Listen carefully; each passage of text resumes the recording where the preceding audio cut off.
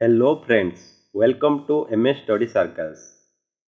आजिर एही वीडियो रे आमे डिस्कशन करिबा पांचटी इंपोर्टेंट पॉइंट को जहाँकि प्रत्येक OSSC फॉरेस्टर, फॉरेस्ट गार्ड एवं लाइफ स्टॉक इंस्पेक्टर कैंडिडेट्स माने जो माने फॉर्म अप्लाई करिसंती तो से माने कौन करिबा उचित आउ कौन करिबा अनुचित तो सही बाबद रे आमे पांचटी इंपोर्टेंट पॉइंट को आजिर वीडियो रे डिस्कशन करिबा। ता पूर्वरु वीडियोटी को लाइक करी सांगमानक सहित शेयर कर दियंतु एवं जो माने ए पर्यंत आमर चैनल को सब्सक्राइब करि नांती सब्सक्राइब करी बेल आइकन ऑल रे सेट कर दियंतु। तो देरी न करी आजिर वीडियो को आमे स्टार्ट करिबा। देखो सबुठारु इंपोर्टेंट पॉइंट होची कौन ना avoid fake YouTube videos related to exam date.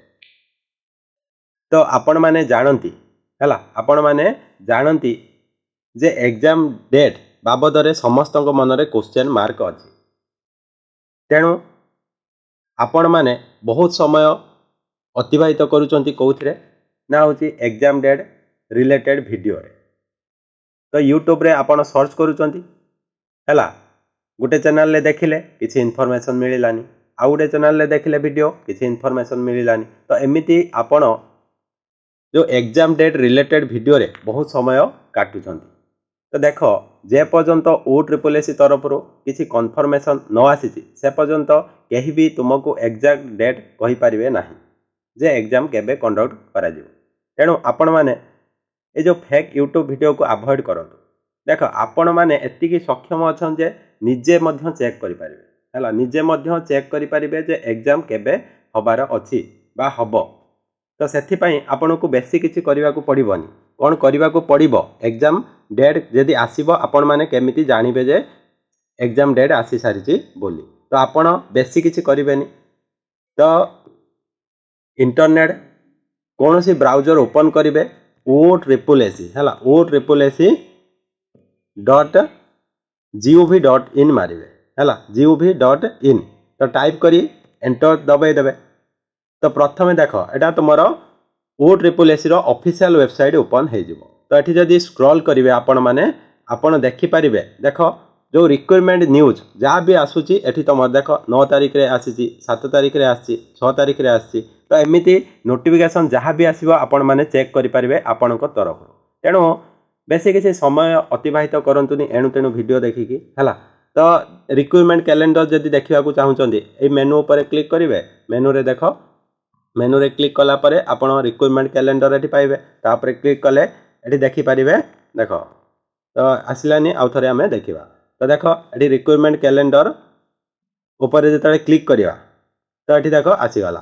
तो सबो डेट एठी दिया जाईची कोउथिरे केते पोस्ट अछि कोडा ए जो तमरो लैबोरेटरी टेक्नीशियन कैंसिल हेतला सेटा मध्य देईची। तो ए जो लाइफ स्टॉक इंस्पेक्टर हला केते पोस्ट अछि आउ केबेठु केते पर्यंत अप्लाई डेट तो एक्सपेक्टेड एग्जाम केबे हबो मार्च 2024 रे देईची।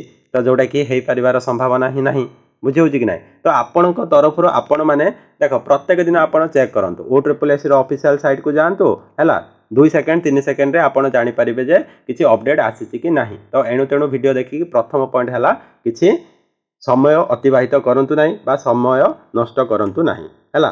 तो फेक यूट्यूब वीडियो रु दूर रे रहंतु। तो जेउ माने देखो आज भी जेउ माने एग्जाम डेट पाई ए वीडियो को देखुचंती एबेठु वीडियो को छाड़ी की पळे जान हैला मु कहि दउची एबेठु वीडियो को छाड़ी की पळे जानतु जे एग्जाम डेट पाई जेउ माने ए वीडियो को देखुचंती।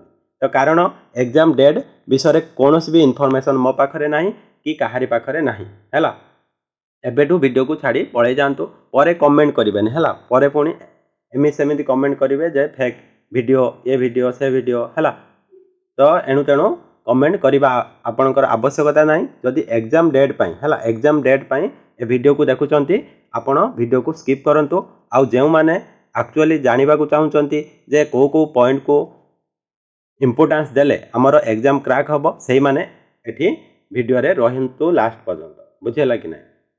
तो देखो प्रथम पॉइंट कौन है ना फेक वीडियो को आम अवॉइड करवा। तो सेकेंड पॉइंट रे कौन ना सेकेंड पॉइंट रे देखो तुम्हें जानिच जे फेब्रुआरी मासर तुम एग्जाम हबार थिला पुणी मार्च मासरे हबो बोली तुमको कौन जो रिक्वायरमेंट कैलेंडर रे तुमको नोटिस दिया जाइथिला।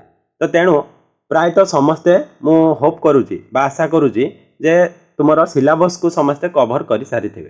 तो जेउ माने भी देख कवर करना सेमानक पाखरे एबे भी सफिशिएंट टाइम अच्छी कंप्लीट कर दिंतु आपण मानकर सिलेबस को।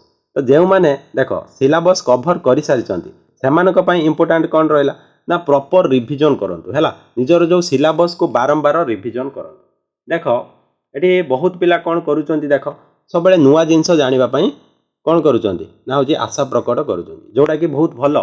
किंतु पूर्व जिंस को जदि प्रॉपर आपण माने रिवीजन करिवे नाही तो एठी जो मार्क रखिबा आपण को कष्ट हो जिवो हैला। एग्जाम रे जदि मार्क अधिक रु अधिक सिक्योर करबा को चाहुचंती नुआ जिनिस जानतु ता सहित पुराना जिनिस को प्रॉपर रिवीजन करंतु बारंबार रिवीजन करंतु हैला।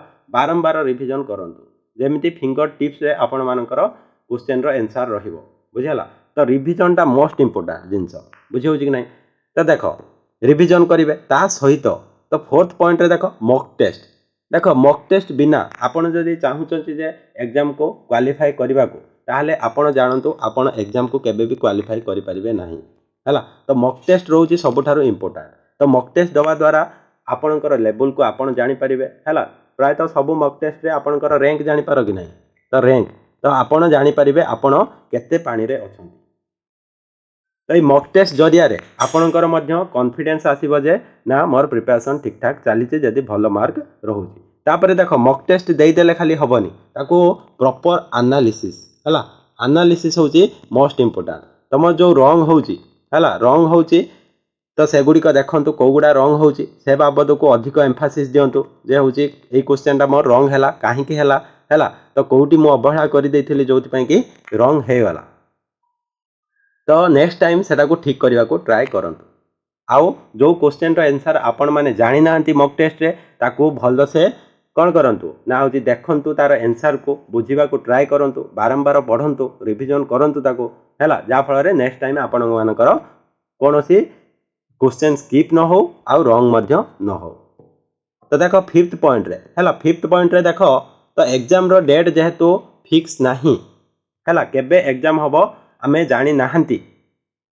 तो इम्पेशेंस होंतुनी अधैर्य होंतु नाही हैला। डिप्रेशन को जानतु नाही आपण धैर्यर सहित कंटिन्यूअस आपणकर प्रिपरेशन को जारी रखंतु हैला। तो कंसिस्टेंसी बा कंटिन्यूअस स्टडी गोटे एमिति जिनिस जदि तुम गोटे दिन में 10 घंटा पढ़ो बोली कहीच तापर दिन 10 घंटा पढ़ तापर दिन 10 घंटा पढ़ ये 10 घंटा किए कह मु 5 घंटा दिन को पढ़ी हो ठीक अच्छे।